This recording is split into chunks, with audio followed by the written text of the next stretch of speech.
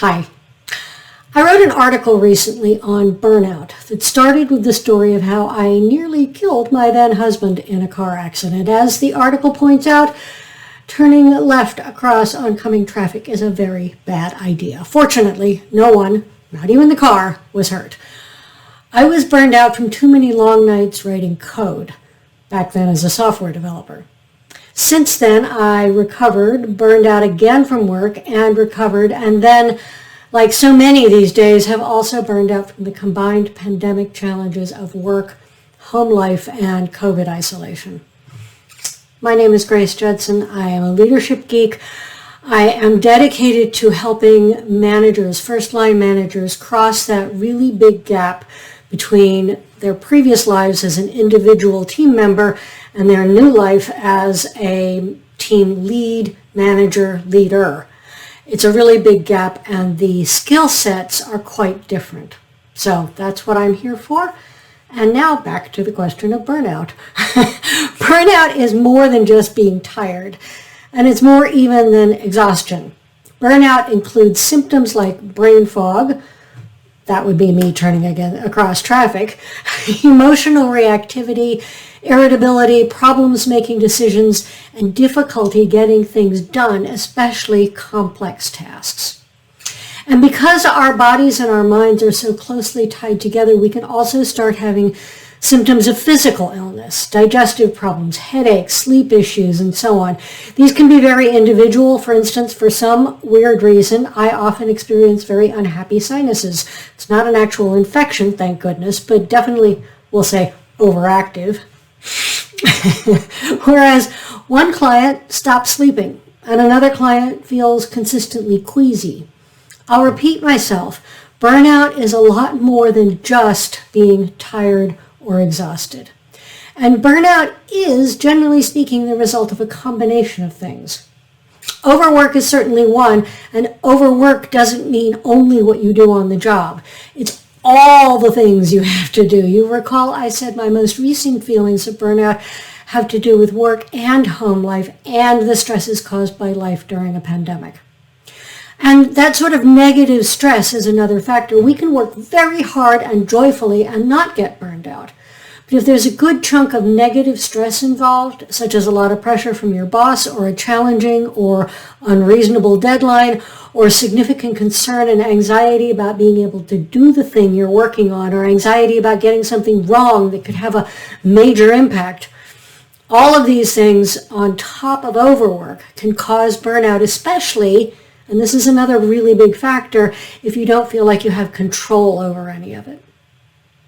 So it's important to recognize that the causes of burnout within an organization are systemic. It's not just one person on your team or just you.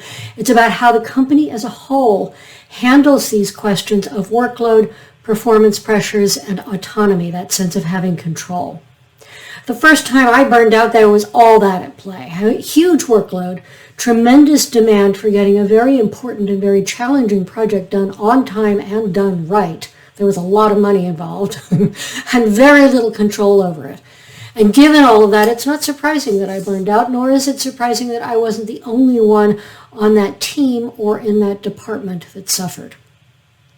So, what can you do about it? And I wish I had a magic wand or, some sort of miracle cure for this. But the thing about burnout is that it's not a case of needing more sleep or a massage or even a vacation. It takes time and it takes dealing with the root cause. You can send your burned out team member home for a week's vacation, but if you don't deal with the systemic issues, it's not going to help. But you may be thinking, you're not a senior leader, unless, of course, you are a senior leader.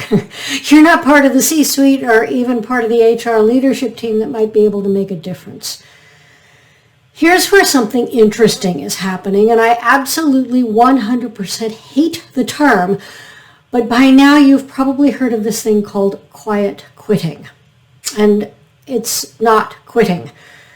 I wrote an article about this. I also posted on LinkedIn about it, and there's quite a bit of conversation on that post. I'm putting links to all that down below in the video description.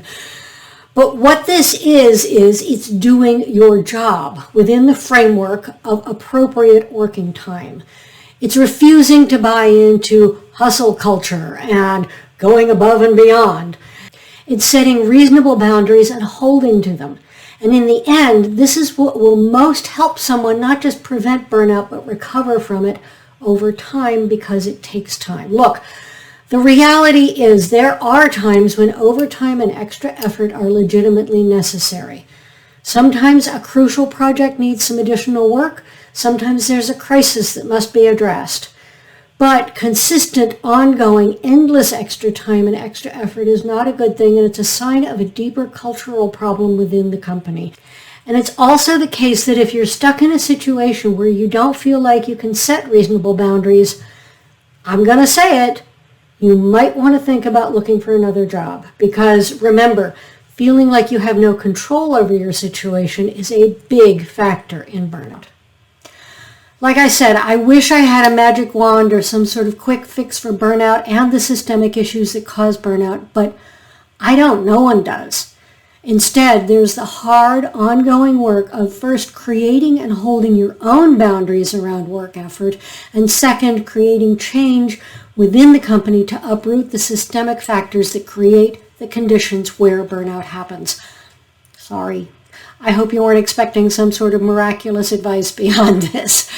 I also hope this has provided some insight into how burnout works and what you can do. And if it has, then do remember to subscribe, click that notifications bell so you'll know when I release a new video, and do please ask any questions you may have in the comments. I always come back to answer questions, and if you give me some context around your situation, I might be able to provide some more concrete answers. Finally, good luck managing burnout for yourself, your team, and your company.